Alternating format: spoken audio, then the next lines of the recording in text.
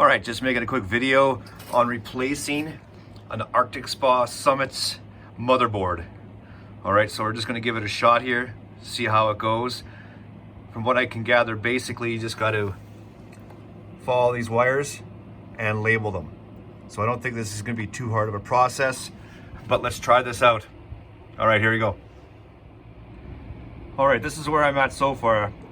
So far I got all the wires labeled, every single individual wire that is attached to the motherboard, even the top side interface and the processor that's going to be going on to the new motherboard. And I'm just going to remove all the screws that are attaching the motherboard, all right, to the housing, and let's see how this goes.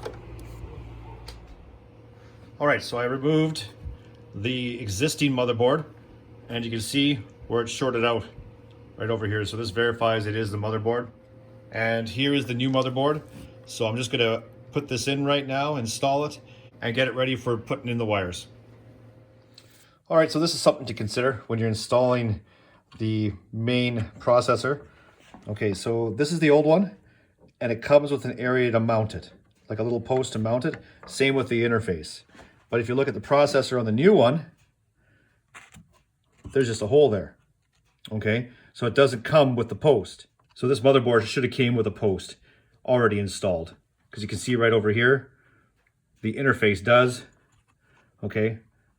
But this one doesn't. So I had to remove the entire motherboard and just do this over again, but thank goodness I didn't start on this side of the board and work this way. So anyway, it's not a big deal. I'll just take the one out of the old one, put on the new one, and keep going. All right, so the first two things I installed, as soon as I mounted the motherboard onto the housing, was actually install the top side interface, okay? So that's where that screw goes, okay, into that post, and it lines up with these connectors right here, and they just slide in nicely. All right, so, and then this with this processor, okay, the screw that actually mounts into that post is right here. But first you gotta line up this connector over here, and there is another connector. You can't see it, but it's all along here on the other side. And you kind of have to line them up perfectly with each side, and you just slide it on and then screw in this screw over here, and then you're set to go. All right, and now for the rest of all this craziness.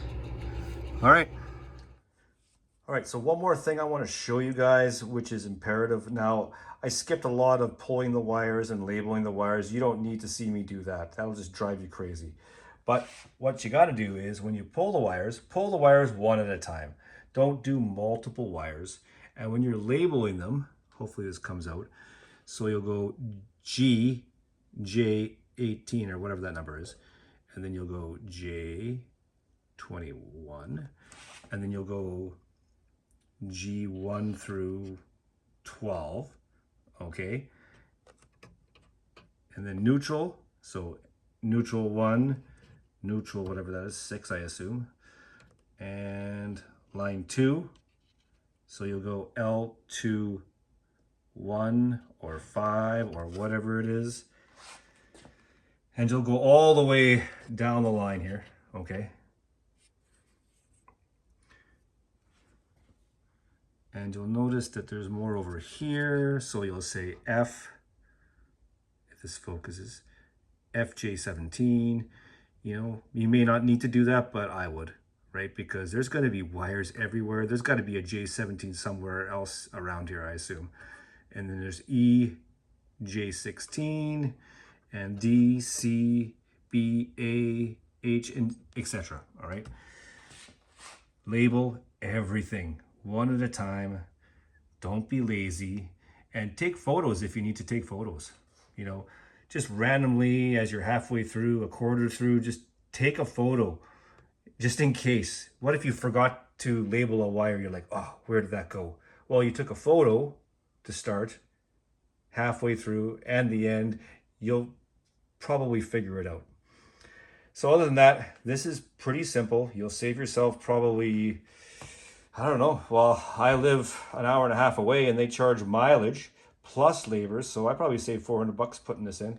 It's an $800 part, okay? So I wasn't going to pay mileage. No way. All right, so what originally happened and how all this transpired was I bought a house with a hot tub and I filled it up, turned it on, and the breaker kept on blowing, right? So there was something wrong. And I diagnosed the heater as the issue, okay, because I did a continuity test and it must have shorted out, okay? So I went down Saskatoon and bought a new heater, installed it myself, got it all going, and same thing as before. It kept on breaking. So the circuit breaker kept on breaking for the hot tub. And I'm like, what the hell's going on? And then we came to this guy. And as you can see, the motherboard right here and right here, which would be the heater, okay, and the fail-safe, blue. Now, this is an $800 part, okay, but I'm not just gonna let this hot tub sit around, right? We inherited the issues and I knew full well that this is gonna need something, okay? I was hoping that I could just fill it up and it would just fire up. And whoever had this hot tub before, the previous owners would at least fess up to the issues that it might have had. But that was never in the agreement, and I wasn't going to put that as a clause at all. It's a hot tub, right? But that's the way it is. So 250 part for the heater, 800 plus for the motherboard. All in all, for a $25,000 hot tub, this is a screaming deal, and I'm not going to bitch about it at all. My next thing is one of the pumps. There's 3 pumps, and one of the pumps, which is a 2-stage, I'm only getting 1 stage. So that's going to be the next thing I'm going to be dealing with. But so far it works. It's still circulating quite nicely. So overall, this was a pretty easy task to do. If you have a little bit of patience and you don't mind labeling and being anal about it, anybody can do this. My 15-year-old daughter would be able to do this no problem. So yeah, there you go. Hope you enjoyed.